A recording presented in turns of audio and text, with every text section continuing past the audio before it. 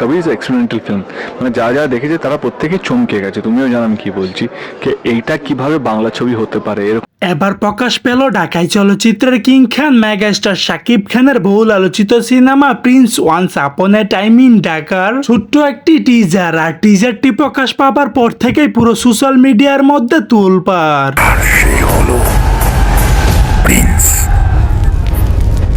আর এবার এই টিজার নিয়ে মুখ খুলেছেন ওপার বাংলার জনপ্রিয় সুপারস্টার দেব।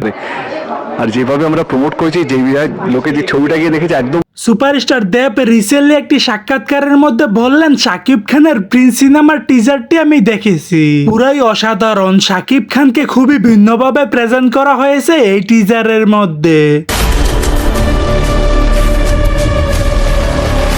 শুধু তাই নয়, সুপারস্টার দেব তো রীতিমতো বলেই ফেলেছেন, শাকিব খান বারবার প্রমাণ করতেছেন তিনি শুধু বাংলাদেশের মধ্যে নয়, সে আমাদের দুই বাংলার আসল হিরো। সো দর্শক, আজকের এই ভিডিওটি এই পর্যন্ত। যদি ভিডিওটি ভালো লেগে থাকে তাহলে ভিডিওতে একটা লাইক, একটা কমেন্ট আর অবশ্যই চ্যানেলটি সাবস্ক্রাইব করতে ভুলবেন না।